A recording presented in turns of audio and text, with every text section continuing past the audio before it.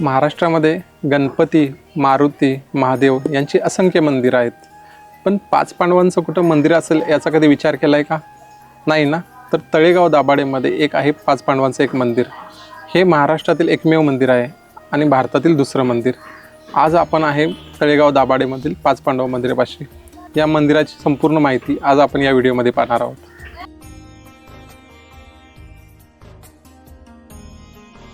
हे पाच पांडव मंदिर पुण्यातून साधारणतः 30 किलोमीटर अंतरावर मुंबई पुणे जुन्या महामार्गाला लागून असलेल्या तळेगाव दाभाडे या गावामध्ये आहे.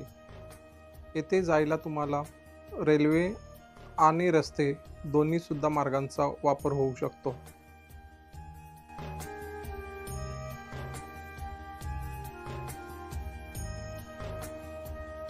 मंदिरात प्रवेश केला की डाव्या बाजूला आहे विठ्ठल रुक्मिणीची मूर्ती आणि त्यानंतर आहेत पाच पांडवांच्या मूर्त्या.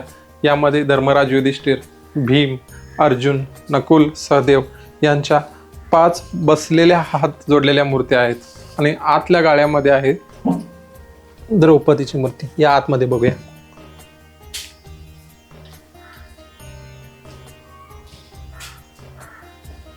तर आतमध्ये आहे द्रौपदीची मूर्ती. यामध्ये द्रौपदी एका कुशीवर निजले असं दाखवलेलं आहे.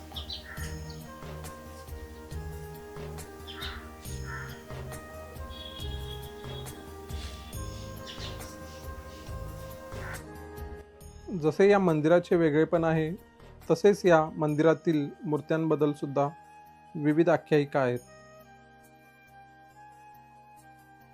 त्यातील एक आख्यायिका अशी आहे की 5 पांडव वनवासात असताना तळेगावी आले तेव्हा द्रौपदी ही दमली होती.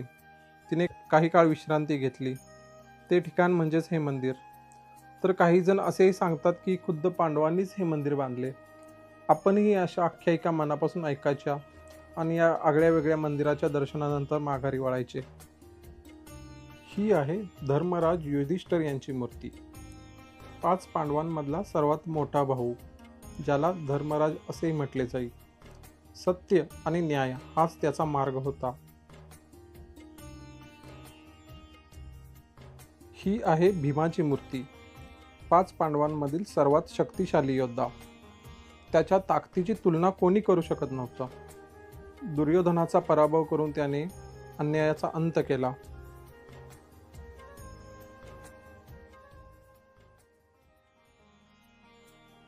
हा आहे अर्जुन, महान धनुर्धारी, गांडीव धनुष्याचा स्वामी आणि प्रभू श्रीकृष्णांचा मित्र. भगवान श्रीकृष्णांच्या उपदेशाचे पालन करत अर्जुनाने महाभारताचे युद्ध जिंकले. हा आहे नकुल, 5 पांडवांपैकी एक शांत आणि कुशल योद्धा. नकुलला घोड्यांचे विशेष ज्ञान होते आणि तो खूप सुंदरही मानला जायचा.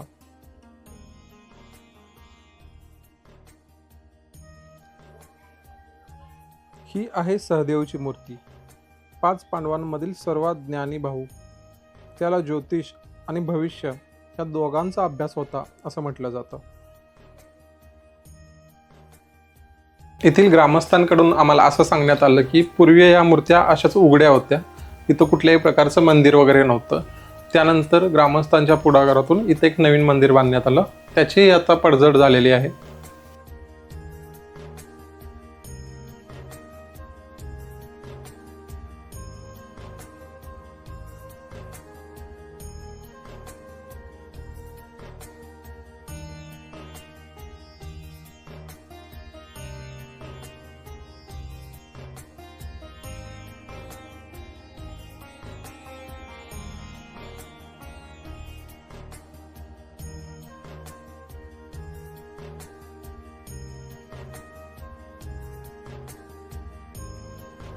मंदिराच्या आजूबाजूला जेवढी लोकवस्ती आहे तेवढीच वनराई सुद्धा आहे. त्याच्यामुळे कडाक्याच्या उन्हात सुद्धा इथं कोणतीही रखरख जाणवत नाही. तर आजच्या व्हिडिओमध्ये आपण पाहिलं महाराष्ट्रातील एकमेव 5 पांडव मंदिर.